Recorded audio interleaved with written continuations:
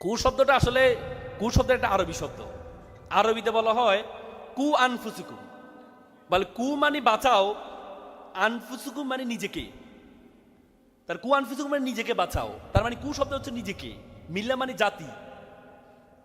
কু শব্দ হচ্ছে বাঁচাও, আর মিল্লা মানে জাতি। কুমিল্লা মানে যে জাতিকে বাঁচায় তার নাম কুমিল্লা, মনে হয় নাকি? আবার বলে কুম, আসতেছি। ওনারা একটা ব্যাখ্যা দেয় কুম লিল্লা, যারা জাতির জন্য দাঁড়িয়ে, কুম মানে দাঁড়াও, লিল্লা মানে আল্লাহর জন্য, যারা আল্লাহর জন্য দাঁড়িয়ে যায় তাদের বাড়ি কুমিল্লা নাকি? ওই একটু আগে ভাইয়ের সাথে আমি গাড়ি করে এই খেলা শেষ করে এতে আসছিলাম, তখন উনি বললো যে আমার ইতর বলা হয়। তা আমি বললাম ইতর তো একটা এলিভেশন আছে। ইতর মানে গ্রেটার কুমিল্লা ছিল, চাঁদপুর ব্রাহ্মণবাড়িয়া কুমিল্লা মিলে গ্রেটার কুমিল্লা ছিল।